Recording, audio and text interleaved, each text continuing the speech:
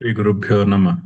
गणानां त्वा गणपतिगुं हवामहे कविं कवीनामुपमश्रवस्तमम् ज्येष्ठराजं ब्रह्मणां ब्रह्मणस्पत आनः शृण्वन्नोतिभिः सीदसादनम्।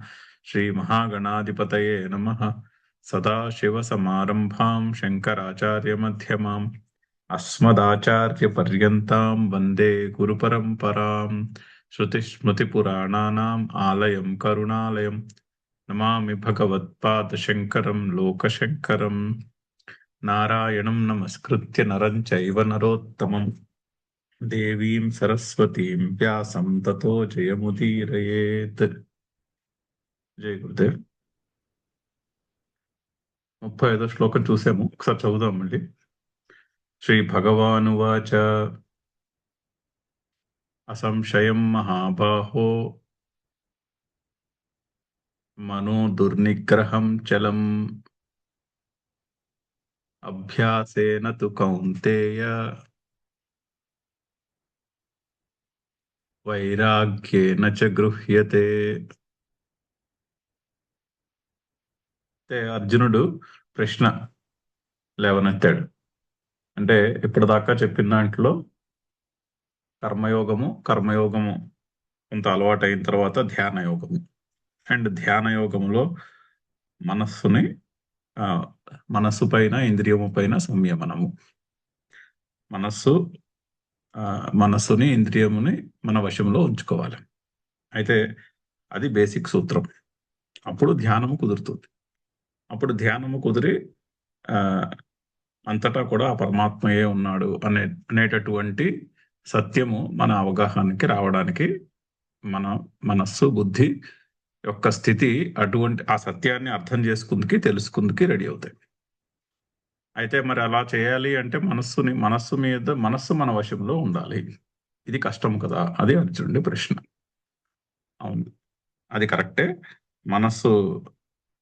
శ్రీకృష్ణుడి సమాధానంలో అవును, మనస్సుని నిగ్రహించుట అంత తేలికైన పని కాదు, కానీ సాధించవచ్చును. అసంశయం మహాబాహో మనః దుర్నిగ్రహం చలం. కష్టమే కానీ చేయలేము అని, ఇంపాసిబుల్ అయితే కాదు, అసాధ్యమైతే కాదు. అయితే ఏం చేయాలి? 3 సూత్రాలు చెప్తున్నారు. అందులో 2 ఈ శ్లోకంలో చెప్పారు. అభ్యాసేన వైరాగ్యేణ. అభ్యాసము వైరాగ్యము అది చూసాం. పతంజలి యోగ సూత్రాల్లో కూడా అభ్యాసము వైరాగ్యము ఈ 2 మనస్సుని నిగ్రహించుటకు, మనస్సు మీద వశమును సంపాదించుటకు సాధనాలు. ఇక్కడ కూడా అలాగే చెప్పారు. ఇక్కడ కూడా అదే మాట చెప్తున్నాడు శ్రీకృష్ణుడు. మొదటిది అభ్యాసము, రెండవది వైరాగ్యము. అయితే అభ్యాసానికి వైరాగ్యానికి మనము టెక్నికల్ డెఫినేషన్ కూడా, చక్కని డెఫినేషన్స్ కూడా చెప్పారు, అది కూడా చూసాం. అభ్యాసము అంటే అభ్యాసో నామ చిత్తభూమో కస్యాంచిత్ సమాన ప్రత్యయ వృత్తి. సో మనస్సుని చిత్తభూమో కస్యాంచిత్ చిత్తభూమో, ఏదో ఒక విషయమునందు సమాన ప్రత్యయ వృత్తి, లగ్నము చేసి ఉంచుట అని అర్థం. అంటే ఆ ధ్యానము చేసిన కాసేపు కూడా ఒక విషయముపై లగ్నము చేసి ఉంచుట. అంటే మనస్సుని బాహ్యముగా పరిగెట్టుట ఆపి అంతర్ముఖము చేసి ఏదో ఒక విషయం, ఒక ఐడియా, ఒక మంత్రము, ఒక ఐడియా మీద, ఒక మంత్రం మీద దాన్ని లగ్నము చేసి ఉంచుట. ఇప్పుడు ఓం నమః శివాయ అని ధ్యానానికి ఆలంబనంగా పెట్టుకుంటే, ఆ ధ్యానం చేసిన కాసేపు ఇంకా మనసు అటు ఇటు పరిగెట్టడం మానేసి ఓం నమః శివాయ అనే ఆ మంత్రం యొక్క ఐదర్ దాన్ని ఉచ్చారణ చేయడంలోనో లేకపోతే దాన్ని స్మరించుకోవడంలోనూ నిమగ్నమై ఉండుట, ఫర్ ఎగ్జాంపుల్. అలాగా. సో అభ్యాసం అనగా కస్యాంచిత్ చిత్తభూమో, ఏదో ఒక అంశముపై సమాన ప్రత్యయ వృత్తి. అయితే అది రోజంతా హడావిడిగా బాహ్యమైనటువంటి భోగములలో బిజీగా ఉంటే సడన్ గా 20 నిమిషాలు ఆ ధ్యానం అలా కుదరదు. ఎందుకంటే రోజంతా మనము ఎటువంటి అంశముల పైన మనస్సు లగ్నమై ఉంటుందో ధ్యానానికి కూర్చున్నప్పుడు కూడా అదే గుర్తొస్తుంది. సో ఓ అరగంట ధ్యానానికి కూర్చోవాలి అంటే మిగిలిన 23.5 గంటలు కూడా ఆ ధ్యానానికి అనుకూలంగా ఉండాలి. అలా కాకుండా రోజంతా మిగిలిన వాటిపైన, భోగములపైన దృష్టి ఉంటే ఆ అరగంట కూడా కష్టమవుతుంది. సో, పూజ చేసినా కూడా అంతే. మనము అరగంట సేపు పూజ చేస్తే మరి ఆ పూజలో మనసు పూజ చేస్తున్న కాసేపు అక్కడ ఉండాలి అంటే రోజంతా హడావిడిగా ఉంటే మనసు ఆ అరగంట సడెన్‌గా మనస్సుకి దాన్నేమంటారు ఊరట కలిగేయదు. మరి మిగిలిన డే అంతా కూడా ఆ అభ్యాసానికి అనుకూలంగా తయారు చేసుకోవాలి. అప్పుడే అది సాధ్యమవుతుంది. సో, అది అభ్యాసం. ఆ అభ్యాసం తర్వాత రెండవది వైరాగ్యము. వైరాగ్యం అనగా ఆహ్, వైరాగ్యం అనగా కూడా డెఫినిషన్ చూసాం. వైరాగ్యం నామ దృష్టాదృష్ట భోగేషు దోష దర్శన అభ్యాసాత్ వైతృష్ణ్యం. కోరికలు తొలగిపోవుట వైతృష్ణ్యం అంటే. వేటి మీద విషయములపైన. ఎటువంటి విషయములు? అంటే భోగములపైన. ఎటువంటి భోగములు? ఇహలోక భోగములు, పరలోక భోగములు. రెండిటి మీద కూడా. ఇక్కడ ఈ లోకంలో ధనమును సంపాదించి భోగములను అనుభవించుట, లేదా ఈ లోకములో పుణ్యకర్మలు చేసి పుణ్యమును సంపాదించి పరలోకములో భోగమును అనుభవించుట. రెండిటి మీద కూడా ఉన్నటువంటి తృష్ణ తొలగాలి. ఏ విధంగా? దోష దర్శన అభ్యాసాత్. అందులో దోషమును గ్రహించి. అంటే దోషం ఏమిటి? ఎంతటి సుఖమైనా కూడా అది సుఖము కాదు. ఇన్ రియాలిటీ ఆ సుఖం అయిపోగానే దుఃఖమే మిగులుతుంది అనే దోషాన్ని గ్రహించాలి. పైగా అంతేనే కాకుండా ఇప్పుడు ఫర్ ఎగ్జాంపుల్ స్వీట్ ఇష్టం అనుకోండి. స్వీట్ ఇష్టం అంటే స్వీట్‌లో ఉన్నటువంటి దోషాన్ని గ్రహించాలి. షుగర్ అనేది వైట్ పాయిజన్ ఫర్ ఎగ్జాంపుల్. అది గ్రహించి అప్పుడు స్వీట్ మీద ఒక రకమైనటువంటి ఆ కోరిక తగ్గుట అనేది. అంటేనే గాని బలవంతంగా కట్టేయడం వల్ల లాభం ఏం లేదు. బలవంతంగా కట్టేస్తే అది సస్టైనబుల్ కాదు కదా! సో, దోష దర్శన అభ్యాస అది చాలా ఇంపార్టెంట్. ఈ 2 ఉండాలి. సో, అభ్యాసము, వైరాగ్యము ఈ 2 ఉండాలి. ఈ రెండిటికి కూడా ఉపాయాలు చెప్తారు. ఎటువంటి ఉపాయాలు చెప్తారు? ఈ అభ్యాసానికి వేరే టెక్స్ట్‌లలో కూడా ఉపాయాలు చెప్తున్నారు. 3 కలిపి చెప్తారు ఇప్పుడు కూడా. 3 చేయాలని చెప్తారు కలిపి. ఒకటి అధ్యాత్మ విద్యా ధిగమః యోగ వాసిష్టంలో చెప్తారు. ఒకటి అధ్యాత్మ విద్యను తెలుసుకోవాలి. అధ్యాత్మ విద్య అంటే ఇక్కడ భగవద్గీత, ఉపనిషత్తుల్లో చెప్పినటువంటి విద్యను తెలుసుకోవాలి. ఆ విద్యను తెలుసుకుంటే ఏమవుతుంది? అహంకార, మమకారాలు పోతాయి. మొత్తము ఇన్‌స్ట్రక్షన్ అలాగే కదా మొదలైంది. అర్జునునికి యొక్క కన్‌ఫ్యూజను నేను, నాది అనే ఒక పర్స్పెక్టివ్ నుంచి వచ్చినది. నేను ఫలానా, వీళ్ళందరూ నా వాళ్ళు. వీళ్ళందరిని యుద్ధం చేసి నేను చంపేయాలి ఇప్పుడు అనేటటువంటి ఒక అభిప్రాయం నుండి అర్జునుడికి విషాదము కలిగినది. సో, నేను, నాది అన్నటువంటి ఆ డెఫినిషన్ ఏదైతే ఉంటుందో దాన్నేమంటారు? అధ్యాస అంటాం సంస్కృతంలో. తెలుగులో ఆ ఆరోపణ ఏదైతే ఉంటుందో ఇది నాది, నేను ఫలానా అనేటటువంటి ఒక ఐడియాని మన స్వరూపం మీద మనము ఆరోపణ చేసుకొని కూర్చుంటాం. అది తొలగాలి. అది సడలాలి. ఆ పట్టు సడలాలి. అది సడలాలి అంటే అధ్యాత్మ విద్య యొక్క అధ్యయనం చేయాలి. సాధు సంగతిః సత్సంగం చేయాలి. సత్సంగము అంటే ఇటువంటి ఇక్కడ ఈ శాస్త్రంలో చెప్తున్నటువంటి విషయములను డిస్కస్ చేసుకోవడం, లేదా ఆ విషయములను నకలింపు చేసుకొని ఉన్నటువంటి వారి యొక్క సాంగత్యం. సాధు సంగతి. తర్వాత ప్రాణస్పందన నిరోధము అంటే ప్రాణాయామం. ప్రాణాయామం గురించి కూడా మనం చూసాం. ఈ 3 కలిపి చేయాలంట. ఈ 3 సాధనాలు అభ్యాసానికి. వైరాగ్యానికి సాధనము దోష దర్శనము.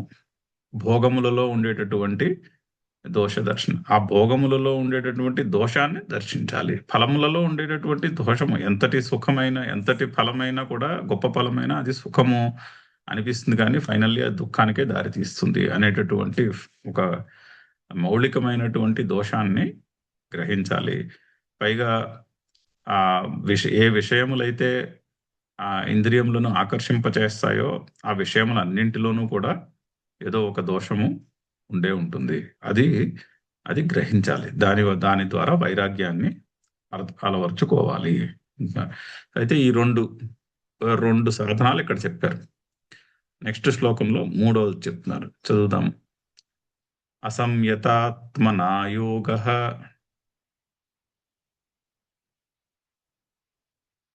దుష్ప్రాప ఇతి మే మతిః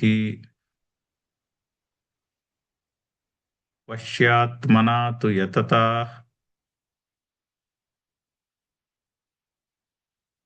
శక్యో వాప్తుమ ఉపాయతః.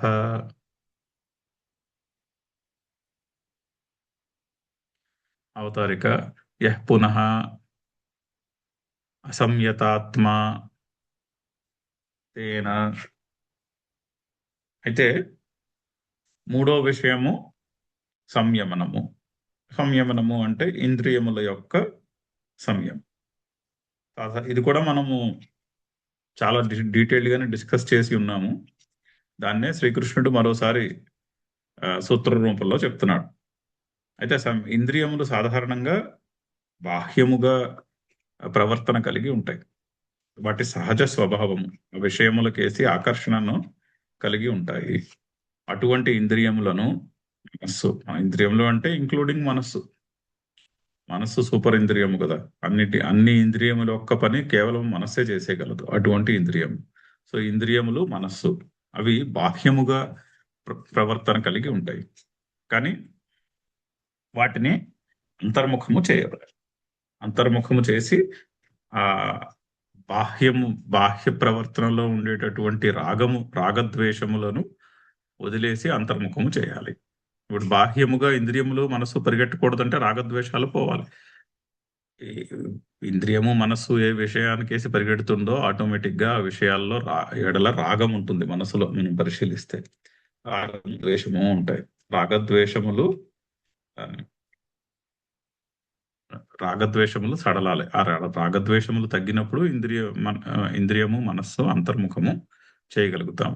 అయితే ఎవరైతే అసంయతాత్మ ఉంటాడో, అయితే ఇంద్రియము మనస్సు తన వశములో లేనటువంటి వాడు ఎవరైతే ఉంటారో అతనికి, ఆ మనిషికి తేన ఏం జరుగుతుంది?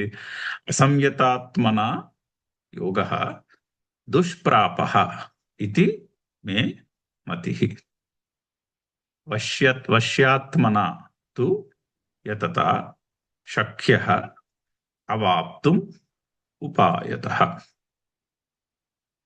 అయితే అసంయతాత్మన, సంయమనము లేని వారికి, దేని మీద? ఇంద్రియము మనస్సు మీద సంయమనము లేని వానికి యోగః దుష్ప్రాపః ఇది మే మతిః. యోగము అసాధ్యము అని నా అభిప్రాయం.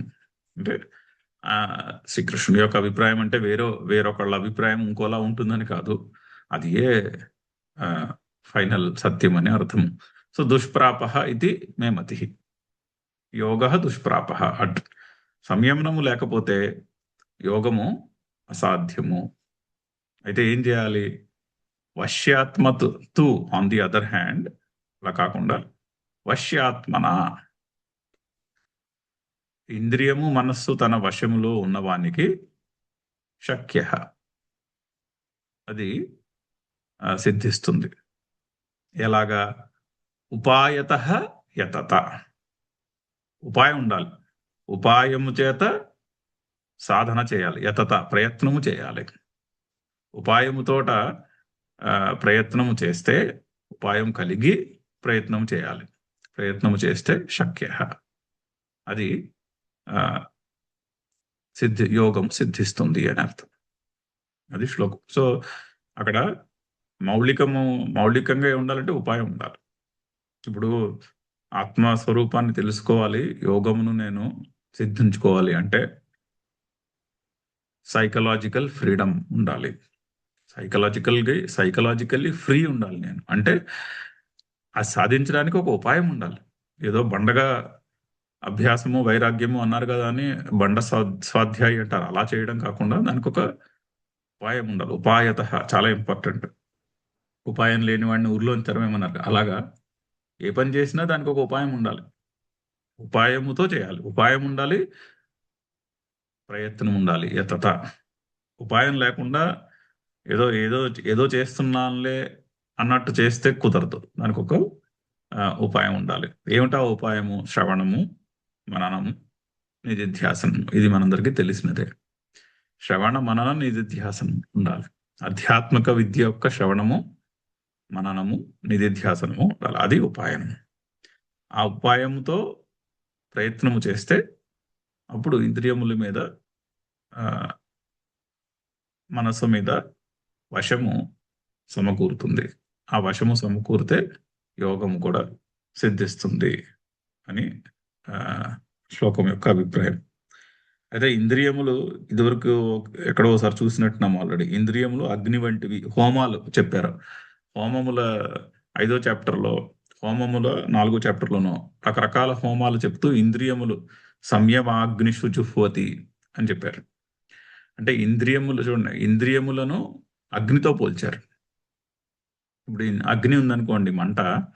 ఇప్పుడు మంట వేసినప్పుడు మనము మంటలో సుగంధభరితమైన నెయ్యి వేసామనుకోండి, ఆ మంట నుంచి సుగంధము పుడుతుంది. అంటే చక్కగా అది అందరికీ హాయిగా అనిపించేటటువంటి సుగంధం పుడుతుంది.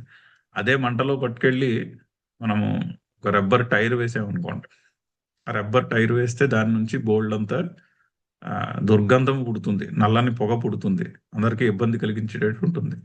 సో ఇంద్రియము అగ్ని. అందులో వేసేటటువంటి ఆ ఇంద్రియము ఏ విషయమునైతే ఏ విషయముకైతే ఆకర్షింపబడుతుందో ఆ విషయము ఆ అగ్నిలో వేసే హోమము వంటిది, ఆహుతి, ఆ అగ్నిలో వేసే హవిస్సు వంటిది. ఇప్పుడు ఆ అగ్నిలో ఎటువంటి హవిస్సు వేస్తామో దాని యొక్క పరిమాణం అలా ఉంటుంది, పరిణామం అలా ఉంటుంది. మంచి విషయాలను ఇంద్రియములో మనము హోమము చేస్తే మనస్సుకి హాయిగా ఉంటుంది. అదే కాకుండా అలా కాకుండా అనవసరమైన విషయాలను ఇంద్రియము యొక్క అనుభవము అనే అగ్నిలో హోమము చేస్తే దాని యొక్క ఫలితము కూడా అంత చక్కగా ఏమీ ఉండదు. సో చక్కని పోలిక. సో సంయమాగ్నిషు జుహ్వతి అన్నారు. ఇంద్రియముల యొక్క ఇంద్రియార్థేషు సంయమాగ్నిషు జుహ్వతి అన్నారు. ఇంద్రియార్థములను సంయమము అనే అగ్ని యందు హోమము చేయము. సో చాలా చక్కని అనాలజీ, దృష్టాంతం. అది మనసులో పెట్టుకోవాలి. అది మనసులో పెట్టుకుంటే ఇంద్రియ సంయమనము అలవాటు చేసుకోవడానికి మనకి అది ఒక సాధనముగా తయారవుతుంది. సో ఈ ఇంద్రియము ఏ విషయానికైతే ఆకర్షింపబడుతుందో ఒక్క క్షణం ఆలోచించాలి. ఇది ఇంద్రియం అనే అగ్నిలో ఇది నెయ్యి ఆహుతి చేసినట్టు అవుతోందా, లేక ఒక రబ్బర్ టైర్ లాంటిది ఆహుతి చేసినట్టు అవుతోందా అని పరిశీలించాలి. పరిశీలిస్తే మనకే తెలుస్తుంది అది అవసరమా కాదా అన్నది. ఆ సమయంలో అటువంటి చిన్న భోగము, స్వీట్ తినడం అవ్వచ్చు, లేకపోతే పెద్ద భోగం అయి ఉండొచ్చు, ఏదైనా సరే అది అవసరమా కాదా అన్నది క్లియర్గా తెలుస్తూ ఉంటుంది. దాన్ని పరిశీలించి ఆ పరిశీలన ద్వారా, దోష దర్శనము ద్వారా ఇంద్రియము మీద సంయమనమును సాధించుకోవచ్చు. సో సంయమనము ఇంద్రియము మనస్సు మీద సంయమాన్ని సాధించుకుంటే యోగము సాధ్యం అవుతుంది అని చెప్పుట చాలా క్లియర్గా. సో అభ్యాసము, వైరాగ్యము, సంయమనం 3 విషయాలు ఉండాలి. 3 ఉంటే మనస్సుని, అంటే ఏ మనస్సునైతే అచంచలము నిగ్రహించుట కష్టము అని అర్జునుడు వేసిన ప్రశ్నకి సూత్ర రూపంగా సమాధానం ఈ 2 శ్లోకాలు. చదువుదాం శంకర్ల యొక్క భాష్యము. అసంయతాత్మన అభ్యాస వైరాగ్యాభ్యాం అసంయతః ఆత్మా అంతఃకరణం యస్య సహ అయం అసంయతాత్మా. సో అసంయతాత్మ అనే పదాన్ని ఎక్స్ప్లెయిన్ చేస్తున్నారు. అభ్యాస వైరాగ్యాభ్యాం, అభ్యాస వైరాగ్యముల చేత అసంయతః ఆత్మ. అసంయతము అంటే సంయమనము చేయబడని ఆత్మ. ఆత్మ అంటే అంతఃకరణము అని అర్థం చెప్తున్నారు ఆత్మపదానికి. అంతఃకరణము అంటే మనసు, ఇంద్రియము, బుద్ధి యొక్క ఆ, ఆ, స- ఒక కాంపౌండ్ ఏదైతే ఉంటుందో అది అంతఃకరణం. సో అభ్యాస వైరాగ్యాభ్యాం అసంయత అంతఃకరణం యస్య సహ. అటువంటి అంతఃకరణం ఎవరికైతే కలదో అతడు అతడు అయం అసంయతాత్మ. అతడు అసంయతాత్మ. తేన అసంయతాత్మన. అటువంటి అసంయతాత్ముని చేత, అతనికి అని అర్థం, అతని చేత యోగ దుష్ప్రాప దుఃఖేన ప్రాప్యతే. యోగము దుష్ప్రాపము. యోగము ఆ సిద్ధించుకునుట కష్టము అని అర్థం. చాలా కష్టం, దుఃఖంతో కూడుకున్నటువంటి పని. అంటే వాళ్ళు ఎప్పుడైనా మనసు మార్చుకుని కాస్త పరిశీలించి అభ్యాసము వైరాగ్యము చేయుట మొదలు పెడితే సాధ్యమవుతుంది, లేకపోతే సాధ్యం అవ్వదు. అభ్యాసము వైరాగ్యము ఉంటే సంయమనము సాధ్యమయ్యే అవకాశం ఉంటుంది. లేకపోతే అభ్యాసము లేదు, వైరాగ్యము లేదు, సంయమనము లేదు. సో అందుకని యోగము కూడా కుదరదు అని అని అర్థం. ఇది మే మతి అని నా అభిప్రాయము.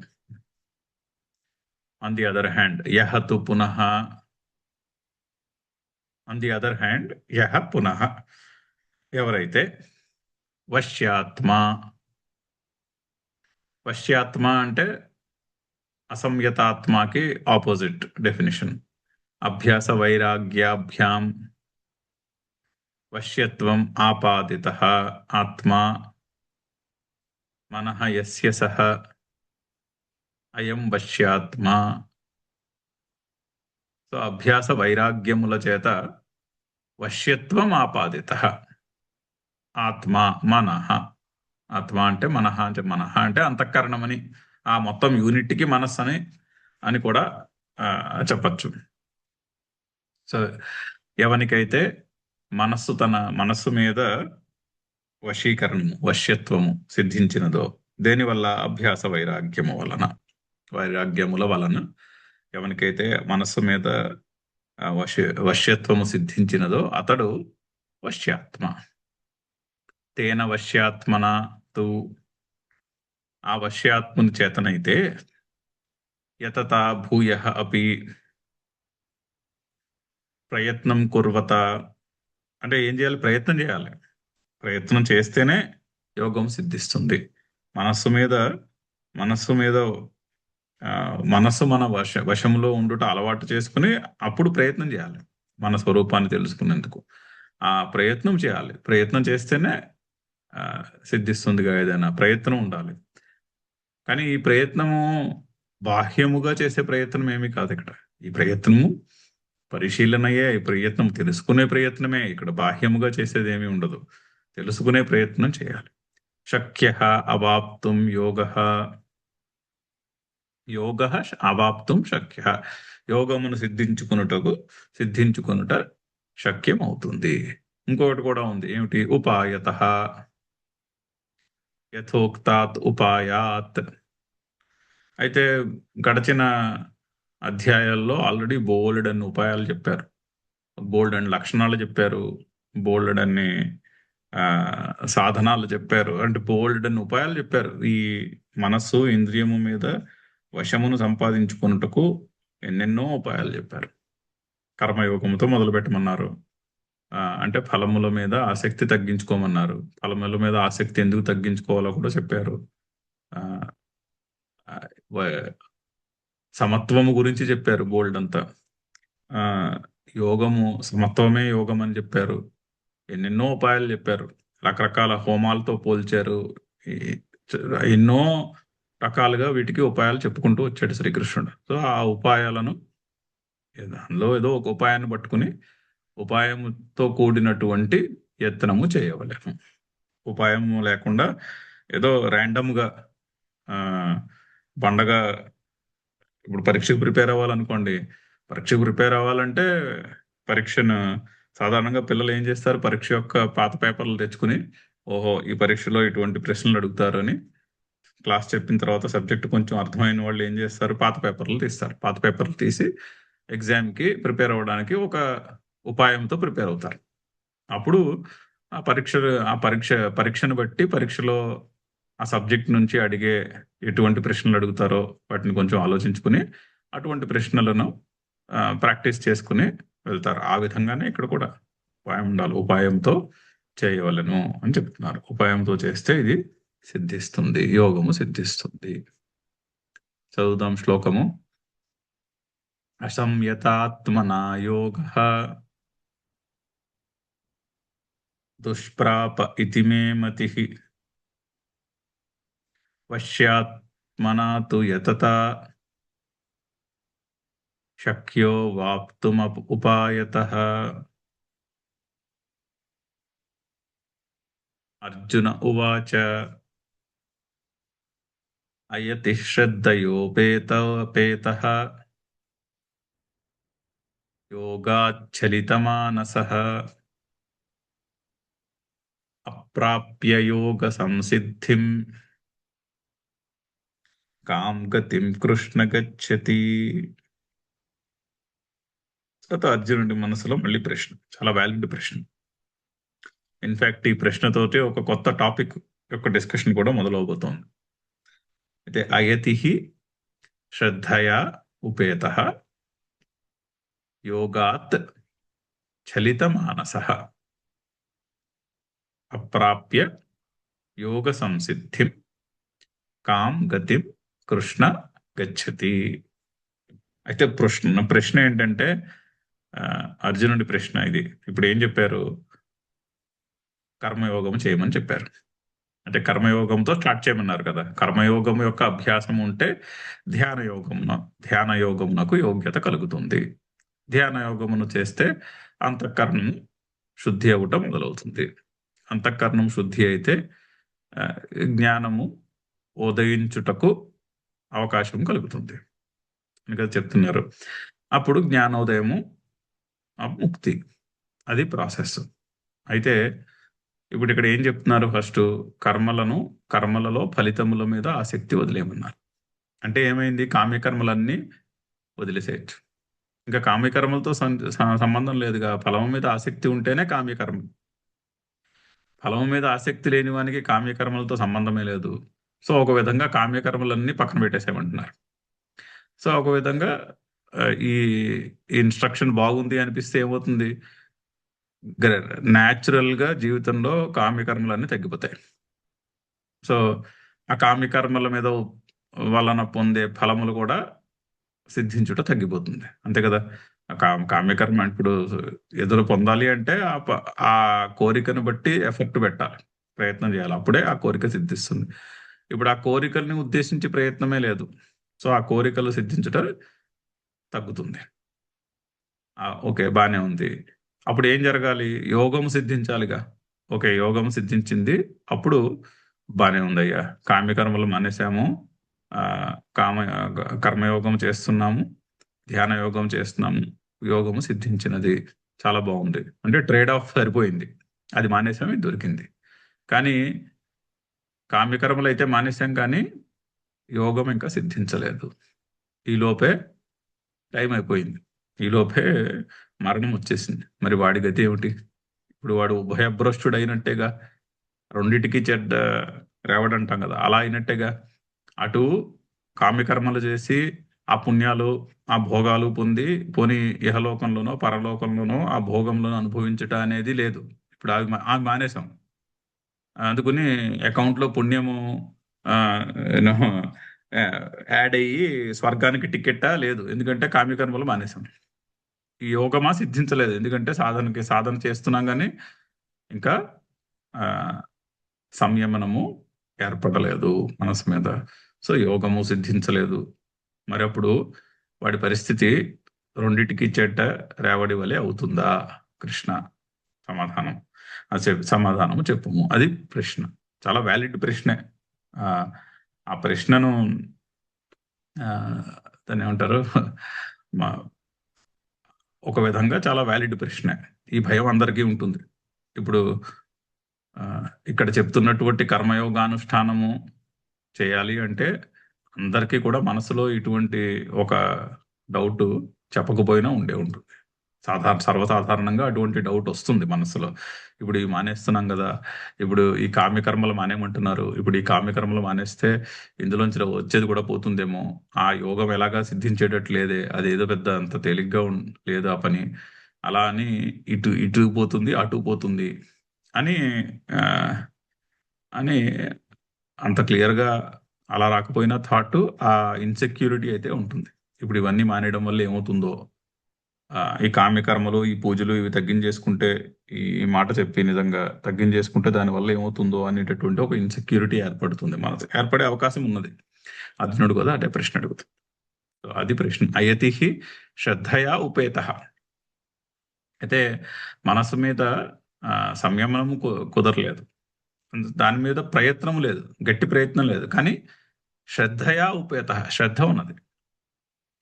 శ్రద్ధ అంటే శంకర్లు డిస్క్రైబ్ చేయబోతున్నారు. ఆస్తిక్య బుద్ధి అంటారు. అంటే ఒక సైకలాజికల్ ఫ్రీడమ్ అనేది ఉంది.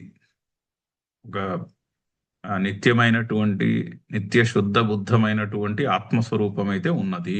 నాకైతే అనుభవానికి రావట్లేదు గానీ అది ఉన్నది. ఉన్నది అనేటటువంటి ఒక ఒక దాన్నేమంటారు? ఒక ఇంట్యూషన్ ఉంది. ఒక ఒక ఐడియా ఉంది. అది ఉంది అని. ఎందుకంటే మనందరికీ అనుభవంలో ఉంటుందిగా. కొద్దో గొప్పో సైకలాజికల్ ఫ్రీడమ్ మనందరికీ అనుభవంలో ఉండే ఉంటుంది. సో, అందుకని ఇక్కడ భగవద్గీతలో చెప్తున్నటువంటి ఆ బ్రహ్మణ స్థితి అనండి దాన్ని. ఆహ్, అంతటా పరమాత్మనే చూచుట, అంతయు కూడా పరమాత్మలోనే ఉన్నదని తెలుసుకొనుట అనేటటువంటిది ఏదైతే ఉందో, కొద్దో గొప్పో మన అనుభవంలో ఉండే ఉంటుంది కొద్దిగా. ఎప్పుడైనా అప్పుడప్పుడు అది అనుభవానికొస్తుంది. అందరికీ కూడా. అందుకని అది పూర్తిగా నమ్మకానికి తగ్గిన విషయం కాదు. కొంత అనుభవానికి ఆహ్, హ్మ్, సంబంధించిన విషయమే. అది ఉన్నది. అటువంటి స్థితి ఒకటి ఉన్నది. అని ఆహ్, అని నమ్మడం అనలేము. అనే విషయం పైన శ్రద్ధ అంటారు దాన్ని. ఆ శ్రద్ధ ఉంది మనసులో. మనసులో శ్రద్ధ అయితే ఉంది గానీ, ఉపాయము, యత్నము లేవు. సో, అందుకని యోగాత్ చలిత మానసః. యోగం నుంచి మనస్సు చలించినది. సో, యోగం స్థిరపడట్లేదు. యోగము అప్పుడప్పుడు కుదురుతుంది. మళ్ళీ ఆ యోగం నుంచి జారిపోతాం. సో, అయితే ఏమవుతోంది? ఈ లోపే ఆ టైం అయిపోయింది. జీవితకాలం యొక్క టైం అయిపోయింది. సో, అప్రాప్య యోగ సంసిద్ధిం. మరి యోగం యొక్క సిద్ధి కుదరలేదు కదా! యోగం యొక్క ఫలితమైతే అంటే జీవన్ముక్తుడవుట అనేటటువంటి లేదా సైకలాజికల్ ఫ్రీడమ్‌తో ఉండుట అనేటటువంటిదైతే జరగలేదు. ఈ లోపులోనే ఆహ్, మరణించాడు వ్యక్తి. అప్పుడు అతడు కాం గతిం గచ్చతి కృష్ణ. ఓ కృష్ణ అట్టి అట్టి మనిషి ఏ గతిని పొందుతాడు? అది అర్జునుడి యొక్క క్వెషన్. సో, చదువుదాం భాష్యము. అయతిహి అప్రయత్నవాన్ యోగ మార్గే. సో, యోగ మార్గమునందు ప్రయత్నము లేనివాడు అయతిహి అంటే. అంతే కదా! ఉపాయము మనసులో శ్రద్ధ ఉంది. ఇటువంటిది ఒకటి ఉంటుంది అని ఉంది కానీ, దాని ఎడల ఉపాయంతో సాధన చేయుట అనే యత్నము లేదు. అది. కానీ శ్రద్ధ ఉంది. శ్రద్ధయా ఆస్తిక్య బుద్ధ్యా చ ఉపేతః. సో, ఆస్తిక్య బుద్ధి ఉందది. అంటే ఆ సైకలాజికల్ ఫ్రీడమ్ లేదా నిత్య శుద్ధ బుద్ధమైనటువంటి, ముక్తమైనటువంటి ఆత్మస్వరూపము, సచ్చిదానంద ఆత్మస్వరూపం అనేది ఒకటి ఉన్నది అనేటటువంటి శ్రద్ధ అయితే ఉన్నది మనసులో. కానీ ఉపాయము, అబ్ ప్రయత్నము లేవు. అభ్యాస వైరాగ్యముల యొక్క ఉపాయము, ప్రయత్నము సరిగ్గా లేదు. సో, ఏమవుతుంది? యోగాత్ అంతకాలేపి చలితం మానసం యస్య సహ చలిత మానసః. అయితే అంత్యకాలమునందు యోగాచలిత మానసః అంటే అంతకాలమునందు అంటే ఫైనల్ మూమెంట్స్‌లో యోగాత్ చలితం మానసం. సో, యోగము నుండి మనసు జారిపోయినది లాస్ట్ మినిట్‌లో. అంటే జీవితాంతము యోగము చేయకపోయినా ఆఖరి క్షణములలో నారాయణ్‌ని తలుచుకున్నా కూడా సరిపోతుందని చెప్పబోతున్నాడు శ్రీకృష్ణుడు. ఆల్రెడీ చెప్పాడు. అయితే ఆఖరి క్షణములలో పరమాత్మను తలుచుకోవాలి అంటే సడన్ గా జీవితం అంతా భోగములతో నిండిపోయినప్పుడు లాస్ట్ మినిట్ లో అది కుదరదు మనస్సుకి. అలాగా లాస్ట్ మినిట్ లో యాక్చువల్లీ నార్మల్ స్థితి కంటే ఇంకా చాలా చలనం ఎక్కువ అయిపోతుంది అంటారు మనసులో. ఇంకా చాలా రెస్ట్లెస్ గా అయిపోతుంది. సో జీవితాంతము ప్రిపరేషన్ ఉండాలి. జీవితాంతము ప్రిపరేషన్ ఉంటే లాస్ట్ మినిట్ లో ఆ పరమాత్మ యొక్క ధ్యానము కలిగి ఆ ఆ, ముక్తులవుతా అనేది సిద్ధిస్తుంది. అంతేనే కానీ జీవితాంతము మనసు అటు ఇటు విషయ భోగాలలో హడావిడిగా ఉంటే ఆఖరి క్షణంలో అయితే కుదరదు. అది చెప్తున్నారు. యోగాత్ అంతకాలేపి చలితం మానసం యస్య సహ చలితం మానస. దానికే ఇంకొక పదం వాడుతున్నారు, భ్రష్ట స్మృతి. భ్రష్ట స్మృతి అంటే మంచి విషయముల యొక్క స్మృతి నుండి జారి పడిపోయిన వాడని అర్థం. భ్రష్ట అంటే తెలుగులో తిట్టు, సంస్కృతంలో తిట్టు కాదు. సంస్కృతంలో భ్రష్ట అంటే జారిపోవుట అని అర్థం. ఇప్పుడు ఆ, ఈ భ్రష్ట శబ్దం నెక్స్ట్ శ్లోకం కూడా రాపుతోంది, ఇక్కడ ఇంట్రడ్యూస్ చేస్తున్నారు శంకర్లు. తెలుగులో చాలా ఆ, భ్రష్టుడు అంటే ఒక రకమైనటువంటి తిట్టు కింద ఆ, దాని అర్థం చెప్పుకుంటాము. కానీ ఇక్కడ భ్రష్ట అంటే జారిపోవుట. భ్రష్ట స్మృతి అంటే తన స్వరూపము యొక్క స్మృతి నుంచి జారిపోయినటువంటి మనస్సు కలవాడు అని అర్థం. అయితే అతనికి ఏమవుతుంది? సహ అప్రాప్య యోగ సంసిద్ధిం యోగ ఫలం. సో యోగ సంసిద్ధిం అప్రాప్య, సో యోగ ఫలమును పొందక. యోగ ఫలమును పొందకపోవడం అంటే ఏంటి? యోగ ఫలం ఏమిటి? సమ్యక్ దర్శనం. ఇది ఆల్రెడీ చూసాం. యోగం అంటే ఏంటి? సమ్యక్ దర్శనం అంటే అంతటా పరమాత్మయే కనిపించుట, లేకదా అంతయు కూడా పరమాత్మలోనే ఉన్నదని తెలుసుకొనుట. యోమాం పశ్యతి సర్వత్ర సర్వం చ మయి పశ్యతి, అది సమ్యక్ దర్శనం. అప్పుడు అందరితోనూ సమత్వంతోనూ ఉండగలము, అందరి ఎడల సమత్వముతో ఉండగలము. పరిస్థితులు ఏ విధముగా ఉన్నా ఆ పరిస్థితుల ఎడల సమత్వముతో ఉండగలుగుతాము. ఎందుకంటే ఉన్నది అంతయు పరమాత్మయే అని తెలుస్తూ ఉంటుంది. కాబట్టి ఆ సమ్యక్ దర్శనం అయితే సిద్ధించలేదు. అప్పుడు ఏమవుతుంది? కాం గతిం హే కృష్ణ గచ్చతి. అటువంటి వానికి ఎటువంటి స్థితి లభిస్తుంది? మరి అది ఆ మనిషి ఉభయభ్రష్టుడైనట్ట? అది ప్రశ్న. చూద్దాం శ్లోకము. అర్జున ఉవాచ అయతి శ్రద్ధయోపేత యోగాచ్చలితమానస అప్రాప్య యోగ సంసిద్ధిం కాం గతిం కృష్ణ గచ్చతి. అయితే అర్జునుడు నెక్స్ట్ 2 శ్లోకాల్లో కూడా ఇదే ప్రశ్నను బిల్డప్ చేస్తున్నాడు. బేసిక్ గా అర్జునుడి యొక్క ప్రశ్న ఏంటంటే, ఇప్పుడు నువ్వు చెప్పినట్టు కర్మయోగము, ధ్యాన యోగము ఈ మార్గంలో సాధన చేస్తే నార్మల్గా కామ్యకర్మలు అవి చేసుకునే వాళ్ళకి సిద్ధించే ఫలాలు ఎలాగా సిద్ధించవు. ఇది ఈ సాధన చేసి చనిపోయే లోపు మనస్సు మీద వశీకరణము సిద్ధించకపోతే మరి అప్పుడు అటు పోయా ఇటు పోయా కదా, ఉభయభ్రష్టుడిని అవుతానా? అది ప్రశ్న. అయితే అది సో నెగిటివ్ పాయింట్ తో క్లాస్ ముగించకూడదంటారు. సో ఫైనల్లీ శ్రీకృష్ణుడు ఈ 2 శ్లోకాల్లో అర్జునుడు ప్రశ్నను బిల్డప్ చేశాక సమాధానం చెప్పబోతున్నాడు. ఏం సమాధానం చెప్తాడు? ఇక్కడ ఈ మార్గంలో మంచియే కానీ చెడు జరుగుట అనేది ఏమీ ఉండదు. అంతేగాని ఉభయభ్రష్టత అనేది ఉండదు. ఈ మార్గంలో ఎంత ప్రయత్నము చేసినా అది మంచియే. మనస్సులో అంటే ఏ విధంగా మంచి అంటే, మనస్సులో కొత్త కొత్త కోరికలు, కొత్త కొత్త కర్మలు చేయడం మానేసామనుకోండి, కొత్త కొత్త సంస్కారాలు సృష్టింపబడవు, కొత్త కొత్త ఇంప్రెషన్స్ చేరుకోవు. అంటే కొత్త కొత్త కర్మలు చేర్పబడవు. అంటే మన కర్మ అకౌంట్లో అకౌంట్ బ్యాలెన్స్ లో కొత్త కొత్త పాజిటివ్లు నెగిటివ్లు యాడ్ అవ్వవు. కొత్త అకౌంట్ సమకూరుట అనేది ఉండదు. పాత అకౌంట్ ఏదైతే ఉందో తరిగిపోతూ ఉంటుంది. ఆ పాత కర్మల యొక్క అకౌంట్ తరిగిపోవాలి కదా. ఆ కర్మలు అంటే అకౌంట్ అంటే మనసులో ఉన్నటువంటి సంస్కారాలు, అలా అర్థం చేసుకోవాలి. కర్మ అంటే ఎక్కడో బయట ఎక్కడో ఉన్నదని కాదు, మన మనస్సులో ఉన్న సంస్కారాలే. మన మనస్సులో ఉన్నటువంటి సంస్కారాలు ఏవైతే ఉన్నాయో ఆ సంస్కారాల శేషము పూర్తిగా ఆ సంస్కారాలు విలీనం అయిపోవాలి. ఆ సంస్కారాలు తొలగిపోవాలి. మరి కొత్త సంస్కారాలు యాడ్ అవ్వకూడదు. సో కర్మయోగము, ధ్యాన యోగము చేస్తే కర్మయోగములో మనం ఎంత బిజీగా ఉన్న రోజంతా పనులు చేస్తూ ఉండొచ్చు. ఏదో మంచి పని. ఆ, కాకపోతే అందు మీద ఫలము మీద ఆసక్తి లేకుండా పని చేస్తే ఆ కర్మ ఫలము బంధించదు. సో ఎంత మేరకు కర్మయోగము యొక్క అనుష్ఠానము చేస్తామో అంత మేరకు కర్మల యొక్క బంధము కలుగదు, కర్మ బంధనము కలుగదు. సో ఆ విధంగా అది మంచిదే కానీ అది చెడ్డదైతే కాదు అని శ్రీకృష్ణుడు క్లారిఫై కూడా చేయబోతున్నాడు. సరే, రేపు అర్జునుడి యొక్క ప్రశ్నల యొక్క బిల్డప్ పూర్తిగా చూసి అప్పుడు శ్రీకృష్ణుడి యొక్క సమాధానం చూద్దాం. ఓం పూర్ణమద పూర్ణమిదం పూర్ణాత్ పూర్ణముదచ్యతే పూర్ణస్య పూర్ణమాదాయ పూర్ణమేవావశిష్యతే. ఓం శాంతి శాంతి శాంతి. హరి ఓం.